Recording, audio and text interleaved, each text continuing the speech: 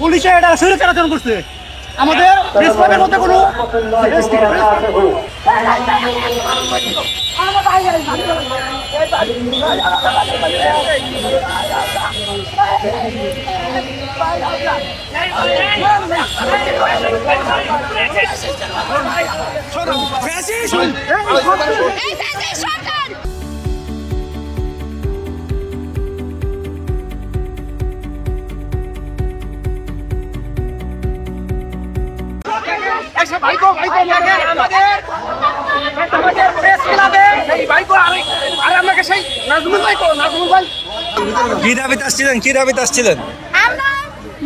আমরা যারা ক্ষতিগ্রস্ত শিক্ষার্থী তাদেরকে চাকরিতে প্রবেশের ক্ষেত্রে বয়সের সংস্কার করা হয়েছে সেখান থেকে বঞ্চিত করে আমাদেরকে সুযোগ সুবিধা না দিয়ে আমরা প্রকৃত ক্ষতিগ্রস্ত শিক্ষার্থী আমাদের সেই বয়সের সংস্কারের আওতায় না এনে যে সকল শিক্ষার্থীরা এই ক্ষতির মধ্যে পড়েনি তাদেরকে সুযোগ দিয়েছে। আমরা শুধু 3 বছর ব্যাকডেট চেয়েছি যে আগামী ন্যূনতম 3টা বছর আমাদেরকে বাংলাদেশের সকল প্রকার চাকরিতে আবেদনের সুযোগ দেবে।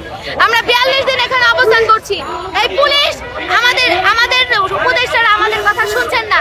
এই পুলিশ আমাদের সাথে তালবাহানার সবার প্রথমে পুলিশ করছে। আমরা 35 প্রত্যাশী শিক্ষার্থীরা আমরা এখন শুধু বাঁচার জন্য ন্যূনতম একটা দাবি করছি যেন আমাদেরকে ন্যূনতম 3টা বছর বাংলাদেশের সকল প্রকার চাকরিতে আবেদনের সুযোগ দেওয়া হয়। আমরা এই 35 প্রত্যাশী শিক্ষার্থীরা সেই দাবির প্রেক্ষাপটে আজকে আমাদের সাথে আমরা 42 দিন যাবত এখানে অবস্থান করছি। আমাদের অবস্থানে এখানে আমাদের ফোন ছিল, ব্যাগ ছিল, টাকা পয়সা ছিল। আমরা যমুনা অভিমুখে পদযাত্রা করেছিলাম, এসে দেখি আমাদের এখানে কিচ্ছু নেই। আমাদের সমস্ত কিছু এখান থেকে তারা গায়েব করে দিছে। গত 10 তারিখে আমাদের একটা সচিবালয়ে আমাদের একটা অবস্থান ছিল, সেখান থেকে আমাদের একটা ফোন এই পুলিশ পুলিশ সেটা গায়েব করে দিছে। এখন পর্যন্ত আমরা পাইনি। এখানে আমরা 10-12টা ফোন রেখে গেছি, টাকা পয়সা রেখে গেছি, আর কোনো কিছু এখানে নেই। সমস্ত কিছু গায়েব করে দিছে। এইখান থেকে আমাদেরকে পুলিশ ওঠানোরকে কার নির্দেশে এগুলো করাচ্ছে? তাকে জিজ্ঞেস করুক কেন করছেন, কে ছাত্র কেন করছে এটা আপনারা জিজ্ঞাসা করেন। ইন্সপেক্টর জয়নালের কেন আপনারা জিজ্ঞেস করেন যে কেন ছাত্রকে কারণ নির্দেশে হামলা চালায়? কেন বললো আমাদেরকে এখানে ঢুকছে না ছাত্রদের মারে?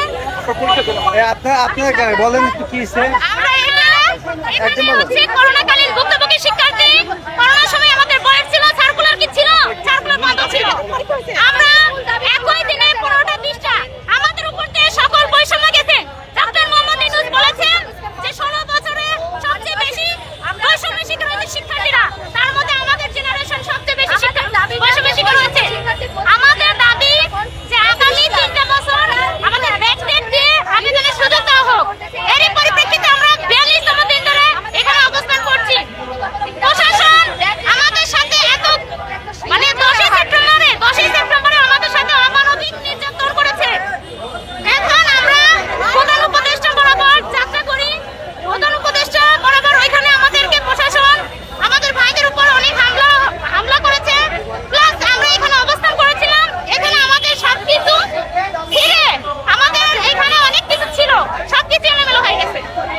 এখন আমরা চাচ্ছি যে আমাদের এটা ওনারা দ্রুত আমাদের ওই যে ত্রিফল আছে সব লাগিয়ে দিবে, আমাদের যে পাড়ার ফান্ড ছিল ফান্ডটা মেরে দিবে। আমরা এখানে অবস্থান করব। আপনাকে 35 প্রত্যাশী নাকি করোনাকালে চাকরি হারানো?